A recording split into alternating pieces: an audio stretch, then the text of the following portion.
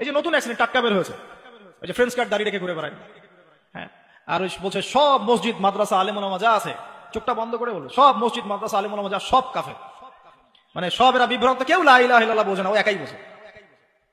মহিলাদেরকে দলে ভিড়ায়, মহিলাগুলা ভাড়া করা লোক দলে ভিড়িয়ে দাওয়াত দিচ্ছে মানুষকে, দাওয়াত মানুষের কাছে কি দাওয়াতেই কাজ করছে, বই বিক্রি করছে। না আছে চেহারায় দাড়ি, না আছে কোনো ইসলামিক পোশাক, না লেবাস, না আছে টাকনুর উপরে প্যান্ট, না কোরআনটুকু সহি করে পড়তে পারে, দাওয়াত দিয়ে বেড়াচ্ছে। আল্লাহ রাসূল বলেন নাই হিজবুত তাওহীদ কাফের।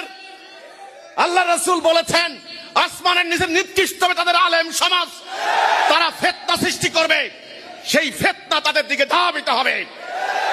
রাসূলের কথা, ওই ফিতনা সৃষ্টিকারী উগ্রবাদী জঙ্গিবাদী, ওই রাজনীতিতে যারা ধর্মকে ব্যবহার করে, যারা বলে তুমি যদি ভোট দাও ভোট পাবে, আল্লাহ রাসূল মিথ্যাবাদী প্রতারক। যারা বলে এই ভোটের ব্যালট বাক্স হচ্ছে জান্নাতের টিকিট, এরা আবার বলে হিজবুত তাওহীদ বলে কাফের। আরে তোমাদের এই ফতোয়ার আমরা নিকুচি করি, তোমাদের এই ফতোয়া আমাদের কাছে 2 পয়সার মূল্য নাই। তোমরা জেনে রাখো কাফেরের সঙ্গে আল্লাহ কোরআনে দিয়েছেন ওমান লাম ইয়াহকুম বিমা আনজালাল্লাহি ফাউলাইকা হুমুল কাফিরুন, যারা আল্লাহর নাযিল করা বিধান দিয়ে ফয়সালা করে না তারাই কাফের।